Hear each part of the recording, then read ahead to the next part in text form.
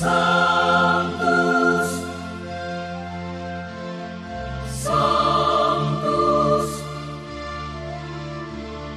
Sanctus Dominus Deus Sabaoth. Bapak, Ibu, dan saudara-saudariku yang terkasih dalam Tuhan kita Yesus Kristus, salam sejahtera untuk kita semua. Berkat Allah yang Maha Kuasa senantiasa menyertai kita.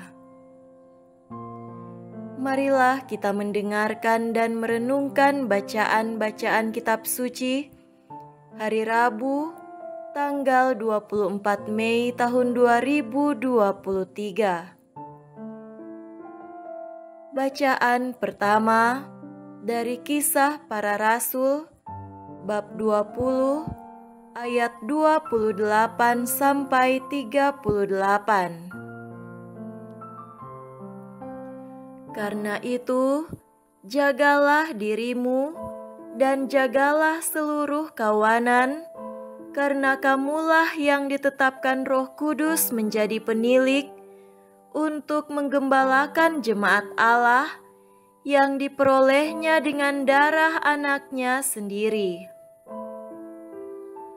Aku tahu bahwa sesudah aku pergi, serigala-serigala yang ganas akan masuk ke tengah-tengah kamu dan tidak akan menyayangkan kawanan itu.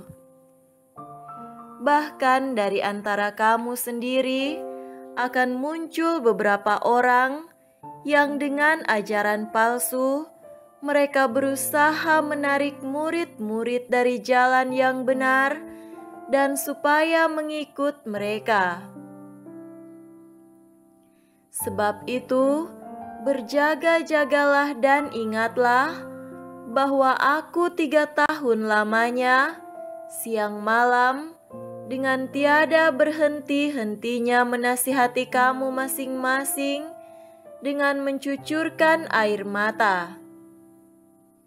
Dan sekarang aku menyerahkan kamu kepada Tuhan dan kepada firman kasih karunia-Nya yang berkuasa membangun kamu dan menganugerahkan kepada kamu bagian yang ditentukan bagi semua orang yang telah dikuduskannya. Perak atau emas atau pakaian tidak pernah aku ingini dari siapapun juga. Kamu sendiri tahu bahwa dengan tanganku sendiri aku telah bekerja untuk memenuhi keperluanku dan keperluan kawan-kawan seperjalananku. Dalam segala sesuatu telah kuberikan contoh kepada kamu bahwa dengan bekerja demikian, kita harus membantu orang-orang yang lemah dan harus mengingat perkataan Tuhan Yesus, sebab Ia sendiri telah mengatakan, adalah lebih berbahagia memberi daripada menerima. Sesudah mengucapkan kata-kata itu, Paulus berlutut dan berdoa bersama-sama dengan mereka semua. Maka menangislah mereka semua terseduh-seduh, dan sambil memeluk Paulus, mereka berulang-ulang mencium dia. Mereka sangat berduka cita, terlebih-lebih karena ia katakan bahwa mereka tidak akan melihat mukanya lagi. Lalu mereka mengantar dia ke kapal. Demikianlah sabda Tuhan. Syukur kepada Allah.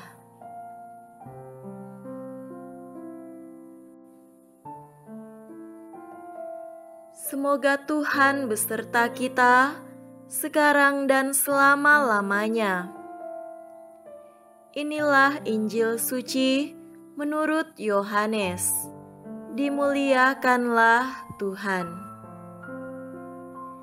Injil Yohanes bab 17 ayat 11b sampai 19.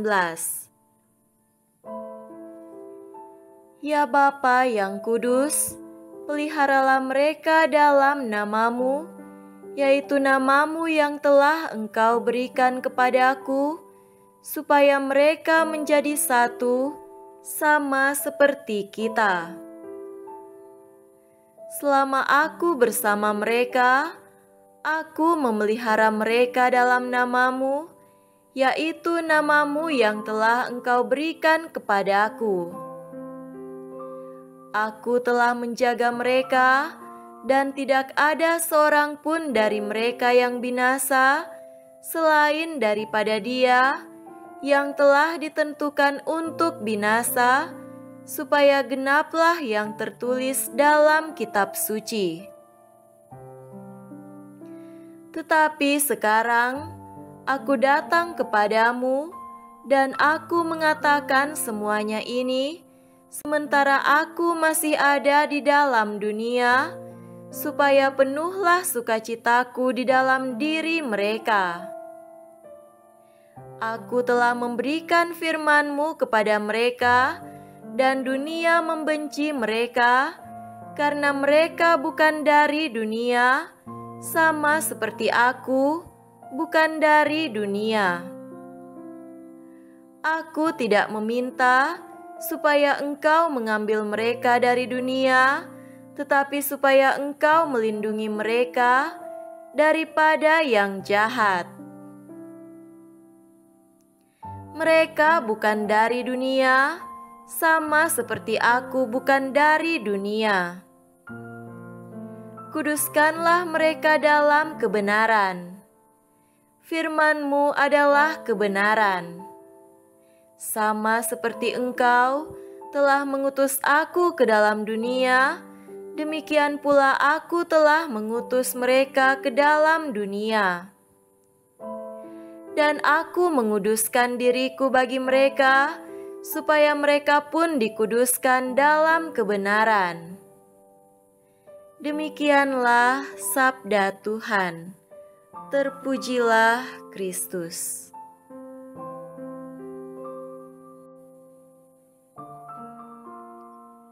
Saudara-saudariku yang terkasih dalam Tuhan kita Yesus Kristus, tema renungan kita pada hari ini adalah satu sebagai saudara. Sekarang ini umat Kristen, para pengikut Kristus, terpecah ke dalam ribuan gereja yang berdiri sendiri. Seringkali, gereja yang satu bukan hanya berbeda, tetapi juga bertentangan dengan gereja yang lain dalam pemahaman dan ajaran iman. Di antara orang Kristen dalam satu gereja yang sama pun sering terjadi persaingan bahkan permusuhan. Sebagai orang Kristen, hari ini kita diingatkan akan doa Yesus.